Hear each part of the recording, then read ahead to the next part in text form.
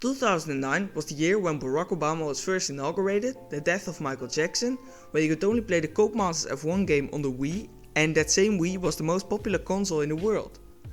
Of course, it also was the year of Brawn Gp, the team named after the man who got in total 200 million in assets and money from the Honda team, which he had joined at the start of 2008. And in today's video, I'm going to tell you the amazing story of Brawn Gp.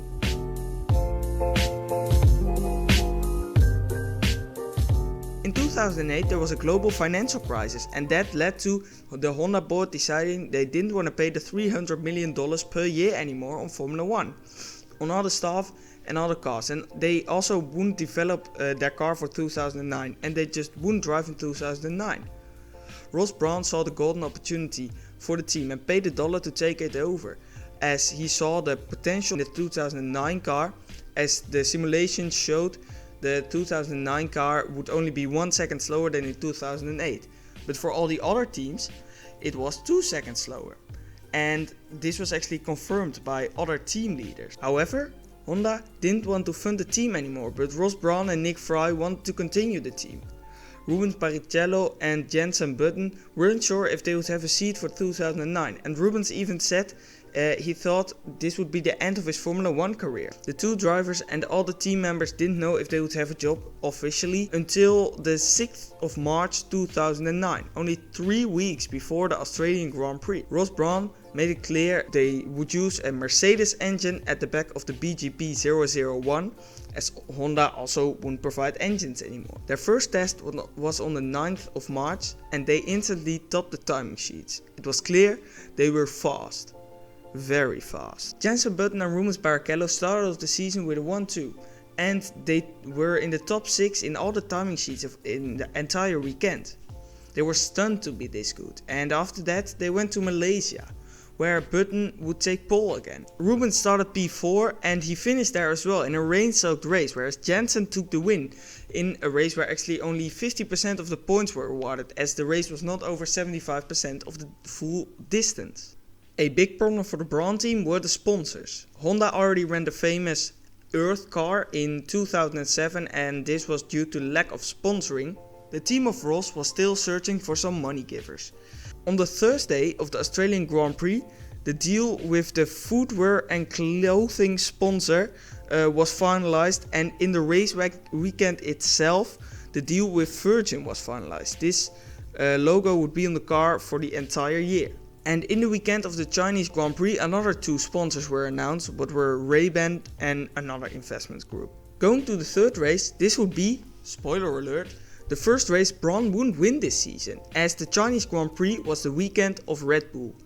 The Austrian team took their first pole position and their first race win with Sebastian Vettel.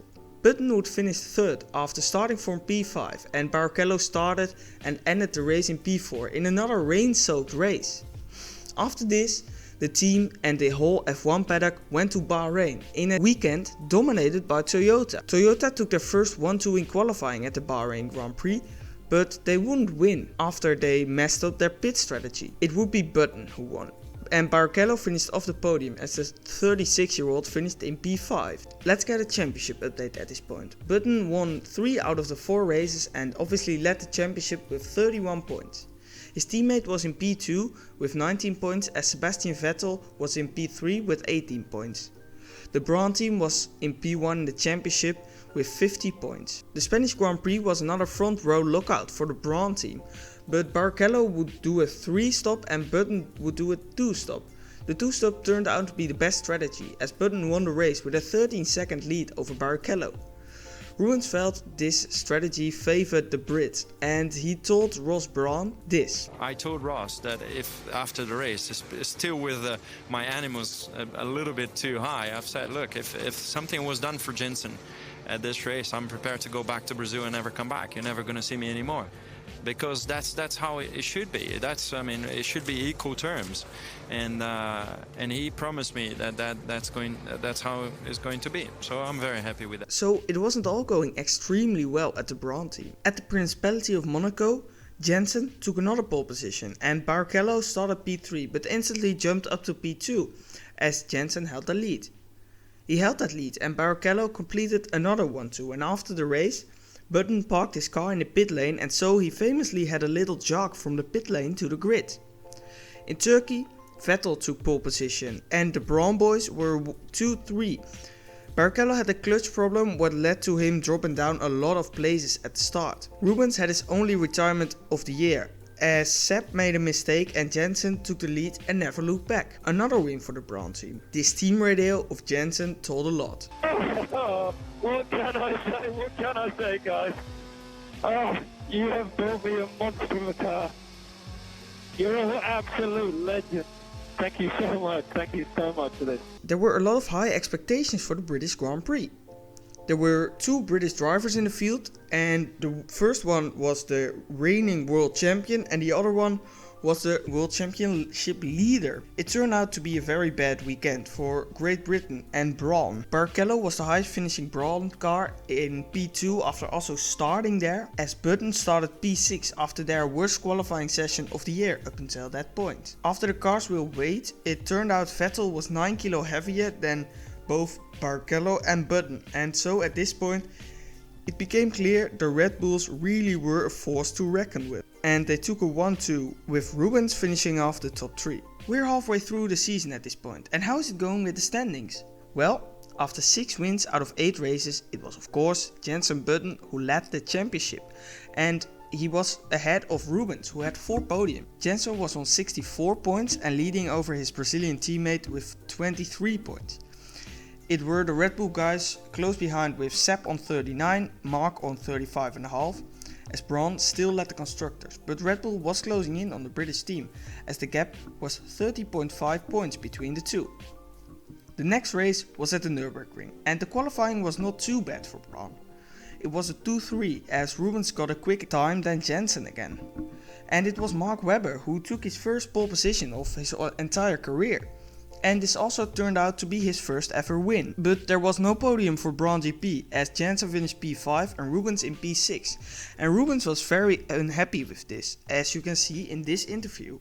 It was a good show from the team how to lose a race today. For me, it's I'm terrible upset with the way things gone, because you know I did all I had to do. I had to go first on the first corner. That's all I did, and then they made me lose the race, basically.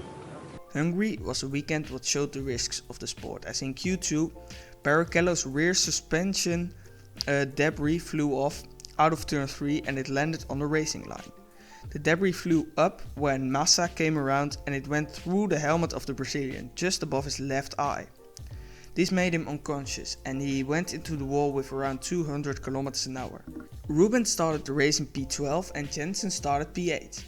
This became the race where the team scored the least points of the entire season, as Button only finished in P7 and Rubens finished out of the points, also the only time in this season.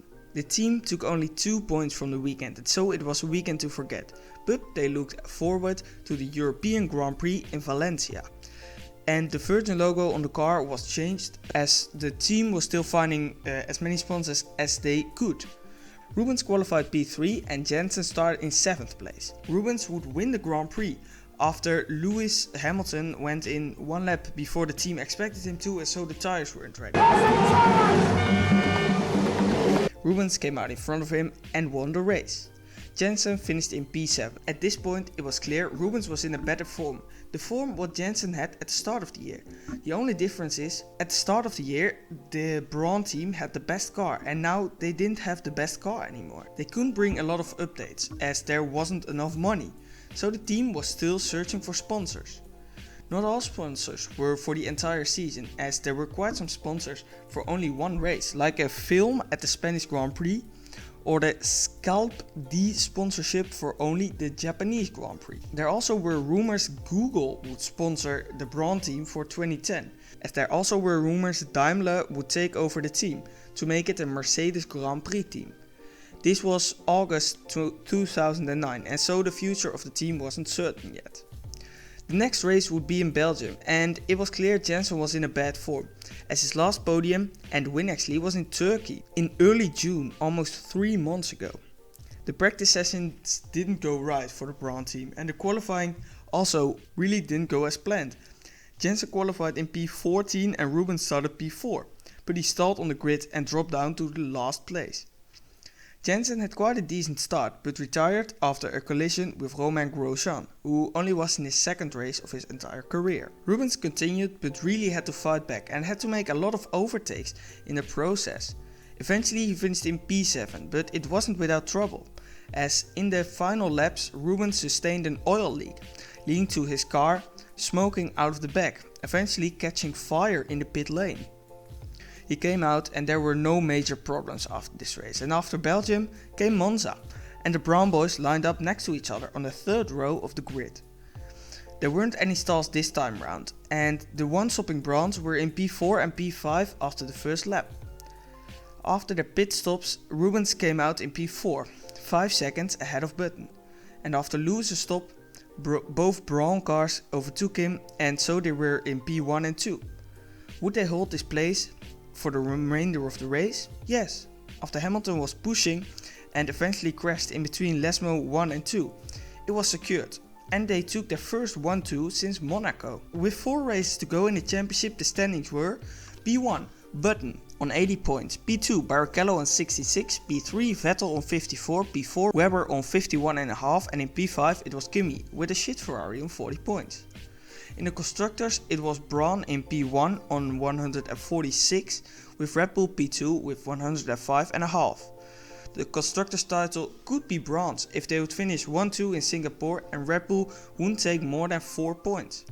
But it didn't look like that after qualifying, as Button was out in Q2, starting P11, and Rubens would start from P9 after a gearbox change, as the Red Bulls would line up 2-4. The Browns were P7 and P10 after the first lap, and after a dual race, where the only notable thing was that Rubens Barrichello wasn't able to shift down to neutral after his pit stop, what cost him a lot of time, and that was why Button finished ahead of him for the first time in 4 race weekends, as Button finished in P5 and Rubens Barrichello in P6. The Japanese Grand Prix was another very interesting weekend, as both Brawn guys got penalties for ignoring yellow flags in Q2.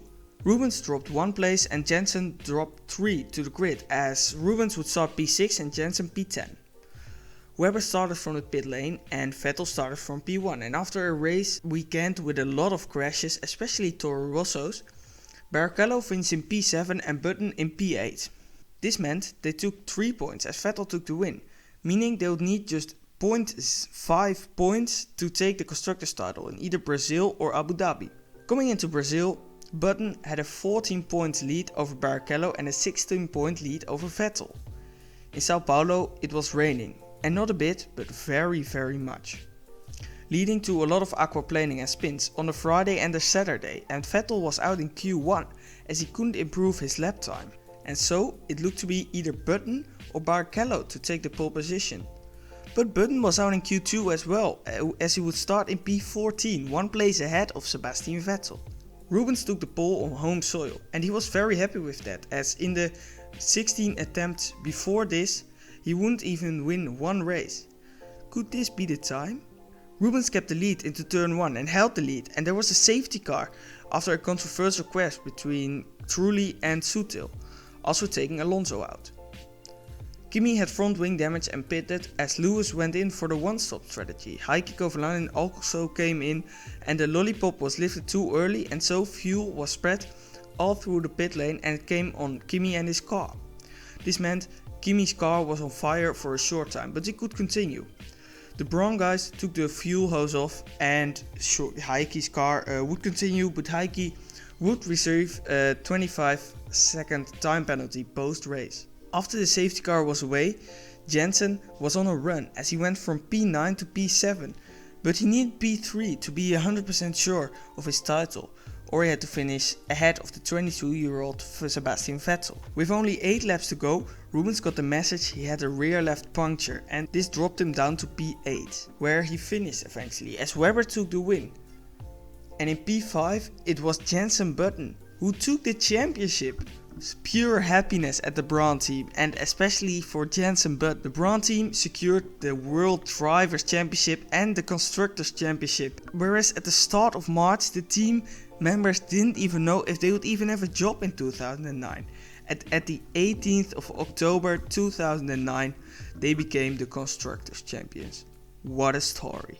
But there was still one race to go. At Abu Dhabi, at the Yas Marina circuit, and this actually would be the first time Formula 1 would race here. It also would be the first day to night race, as always in Abu Dhabi. Lewis took pole as Rubens started P4 and Button started P5. And it was an interesting race, as the battle for P2 in the championship was still going on. In the race, Seb dominated, and Webber made it a Red Bull 1-2 after having a long fight with Jenson. This was the final race of the season, and so let's have another look at the championship standings. It was Jenson who obviously won the championship on 95 points, as Vettel finished second with 84. Rubens finished P3 on 77 and Webber had 69.5. Nice. Lewis Hamilton finished 5th on 49 points. In the team championship it was Brawn, who was on 172 points with Red Bull close second in 153.5. McLaren finished third on 71 points, less than half of the points of Red Bull. Ferrari finished 1 point behind McLaren and Toyota rounded off the top 5. So, what happened with Brawn GP after this season?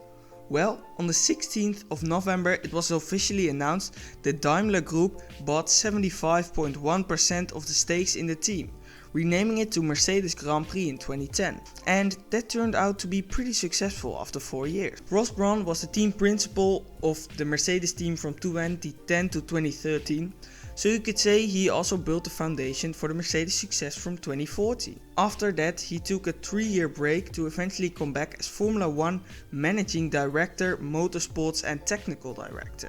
Jenson went on to drive for McLaren from 2010 to 2017. At the 2017 Monaco Grand Prix he drove his final race. Rubens drove for Williams in 2010 and 2011 before retiring from F1, and he still races actually in Stock Car Brazil races and a lot of more series around the world. So this was my video about the amazing Brawn GP story. What do you think about this story? And what do you think about this video? Let me know down in the comments below. For now, I really hope you subscribe, like, and yeah, comment your opinions down below. Also, don't forget to share if you want it. For now, thanks for watching. Bye bye.